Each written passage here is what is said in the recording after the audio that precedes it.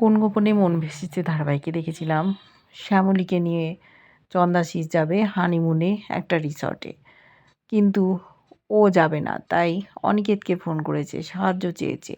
ওখানে ধ্রুব ছিল মিত্তির বাড়ির ছেলে। সে বলেছে যে দাদা, শ্যামলীদি যখন বিপদে পড়েছে তুমি বাড়ির সকলকে বলে দাও, যা হয় হবে, আমরা সকলে মিলে শ্যামলীদিকে উদ্ধার করবো ওই চন্দাশিস রায়ের হাত থেকে। সমস্ত প্ল্যানটা বলেছে শ্যামলী, কি করতে হবে না করতে হবে। নিচে গিয়ে সকলকে জানিয়েছে শ্যামলীর কথা। দুই পরিবার মিলে সাহায্যের হাত বাড়িয়ে দিয়েছে। শ্যামলীকে রক্ষা করবে ওরা। এতদিন পরে শ্যামলী খোঁজ পেয়েছে।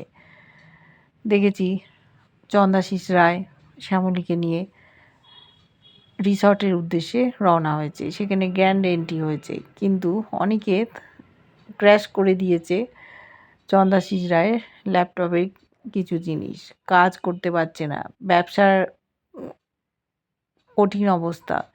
অনিকেতকে ফোন করেছে। অনিকেত বলেছে এত দূর থেকে তো আমার পক্ষে করা সম্ভব না, তাই লোকেশান পাঠিয়ে দিচ্ছে যেন অনিকেত রিসর্টে চলে আসে। ওদের প্ল্যান মাফিক কাজ হচ্ছে। ওরা দুই পরিবার মিলে আসছে শ্যামলীকে উদ্ধার করতে। দেখতে থাকবো কী হয়।